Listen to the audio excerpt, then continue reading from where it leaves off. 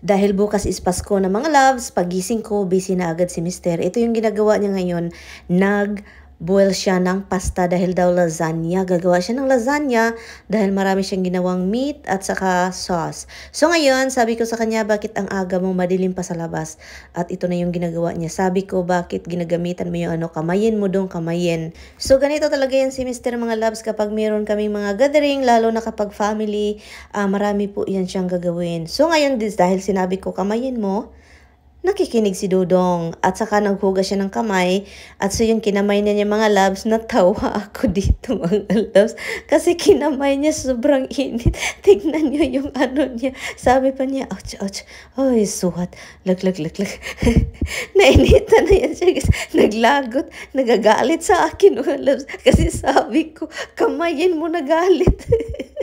Kaya kayo, kung gusto niyo mag-asawa ng masunurin, no? Hindi yan masunurin mga loves. Parang sumusunod siya paminsan. Yun, kailangan ninyong utusan na kamayin yung mainit na bagong luto. Makikinig yun yung magandang asawa. At dahil nagalit, o diba nagtampo siya mga loves kasi sobrang init talaga nagkapaso-paso in town si Dudong Tami. So sabi ko, ang dami mo pang nalulutong pasta. So grabe, ang daming pasta mga loves. So sabi ko, tapos na yung sauce mo. So ngayon, nagluto ako ulit ng sauce. So gagawa po ako ng sauce. Yung sauce niya may kaunting natira. And then nagdagdag na rin din ako ng pasta. Ito yung nagawa niyang lasagna. Ang pangit. Sabi ko, wag ka nang gagawa. Ako na yung gagawa kasi hindi ka pwede. So ito yung ginagawa ko, ang ganda, o diba? At kumpara sa kanya at ang dami pang pasta. So kaya nagdesisyon akong gagawa ulit ng sauce. So, tinulungan ko siya dito, gagawa ng, mag-cut ng garlic. Mga loves kasi pinakaayaw talaga niya. So, sabi ko, ako na yung mag-cut. So, itong garlic na ito is para ito sa ating sauce at para din sa ating broccoli rub. So, kaya sabi ko, ako na yung gagawa ng sauce. Buti na lang marami siyang biniling karne.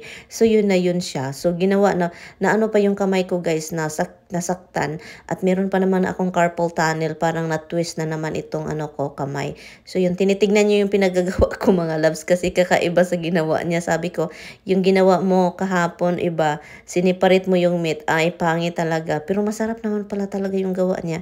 So, kaya sabi ko, nagtampo talaga yan siya mga loves kasi una, sinabihan ko siyang hawakan yung mainit at ngayon sabi ko, ako na yung gagawa ng mga sauce kasi iba yung ginawa mo. So, nagtampo siya. Ang ginawa niya mga loves, naghugas talaga siya sa mga ginamitan namin para naman makatulong.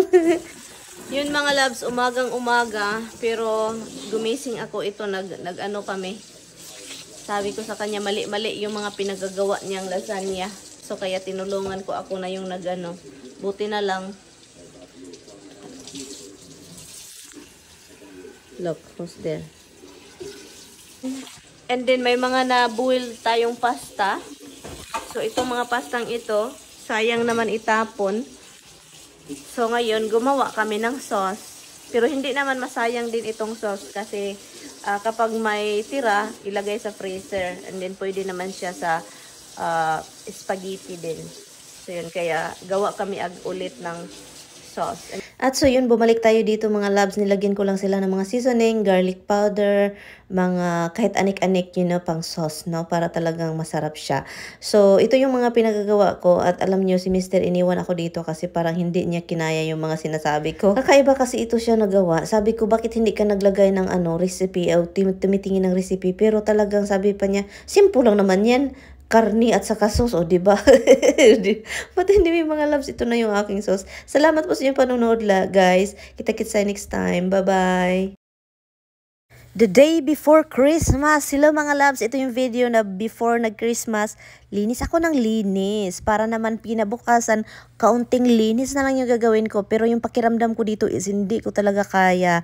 At ang sakit-sakit ng puson ko. Pero kailangan ko itong gawin para bukas hindi na ako gagang maglinis. So kaya yun, inuna ko na dito. And then yung sa couch naman is bukas, no? Para sa ating Christmas. Yes, late na po itong video kasi tapos na po yung Christmas. Pero yung mood ko dito mga loves, masakit yung puson. At also, nairita ako sa aking asawa. Grabe talaga. Iritang-irita talaga ako. Explain ko sa inyo mamaya. Keep on watching kung bakit mga loves kasi hindi ko talaga mapigilan. Grabe. Iba pa naman ako kapag meron ako mga loves kasi for sure ibang babae ganito din.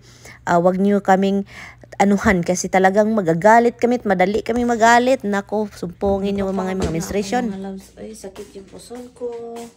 Kanina pa ako naglilinis, walang katapusan, vacuum, hindi pa ako nagmap. And then itong asawa ko, dagdag gusto na namang lumabas, mag-shopping. Hindi ko na alam. Bumili siya ng mga gulay ahead of time, okay? Yun yung dito na pumasok.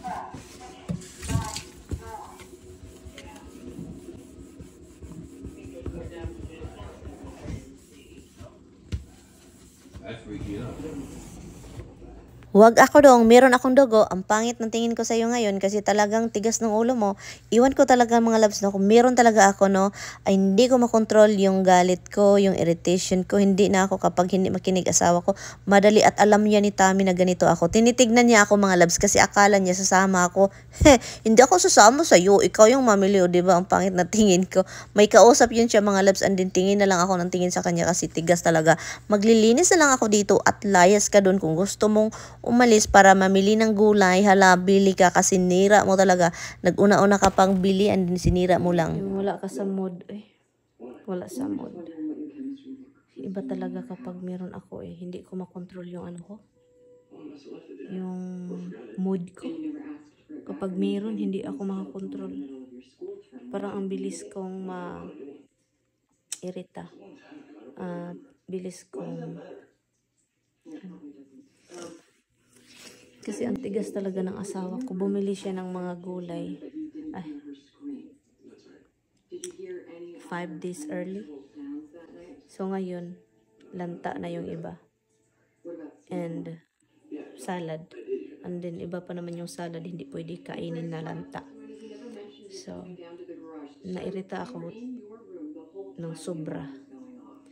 Sabi ko, sige, bili ka pa. Kulang pa yan, bili ka pa ng marami. Kulang pa nung umalis. Kasi bibili daw siya ng mga bags.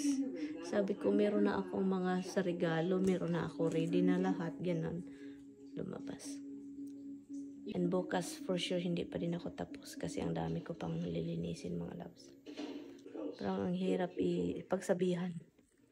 Ang hirap talaga. Sa tigas ng ulo.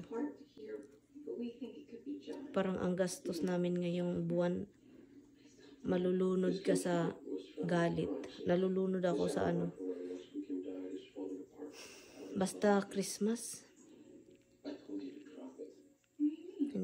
Sakit ng puson ko, katawan ko masakit, pero kailangan kong gumalaw para bukas. Sino na naman itong tumawag. And then bukas is Christmas, 25 bukas. And ito na yung lulutuin ko. Puro broccoli rub. Healthy. Sobrang healthy nito. And bukas ang lulutuin ko is prime rib na lang. And yun, pa yung mood ko mga love, sobrang low. Yung wala pa rin. Pasensya na kayo mga love, maapektuhan tuloy kayo. Pero ito talaga yung araw ko ngayon. Hindi talaga okay. And then yung asawa ko is dinagdagan pa yung pagka hindi okay ko. Sa pagkatigas ng ulo niya. So, dito ko siya lulutuin. And then, garlic. Hopefully, the garlic is enough, no? Ganyan talaga. Ganito kami, mga loves. Sa realidad, buhay namin ganito talaga. Hindi na magbabago pa. Sabihin ninyo na, ay, pangit pala yung relasyon, no? Okay yung relasyon namin, mga loves. Pero, pagka okay, hindi ibig sabihin na perfect. No? Kapag sabihin na okay yung relasyon, masaya, hindi ibig sabihin na perfect yung relasyon. May mga pagtatalo, may mga hindi magandang mga ganap, yung ganan. At yun, tinuloy ko lang talaga itong pagluluto ko, mga loves, habang wala pa si Mister. Kasi po talagang iwan ko, mamaya pa yung darating dito. Ang dami na naman yung mga binibili. So, niluluto ko na yung ating broccoli wrap, 2. Pag-uwi niya, mga loves, sinusuyo agad niya ako kasi alam niya na meron ako at hindi ito mauging okay kapag hindi niya ako sinusuyo. At alam talaga niya na hindi ko siya talaga kausapin. So, kaya pag-uwi niya, sinusuyo niya ako. Pagkatapos niya suyuin, natawa na lang ako. And din yun, sabi ko sa kanya, sige, tulungan mo na lang ako dito mag-wrap ng mga regalo ng mga anak ng pamangkin mo kasi ako na dito, hindi ko alam kung sino ito, kung saan ito, kung parang kanino ito, ganyan sabi ko sa kanya. So ay tinutulungan na naman ako kasi talagang hindi ko talaga alam yung mga regalo ng mga binibili nila ay. But anyway, so thank you so much mga loves, sa pasensya na kayo sa ganito talaga yung buhay mga loves. As you can see, Mary Ann Reality TV. Ito yung mga totoong buhay ko dito. Salamat sa panonood. Bye!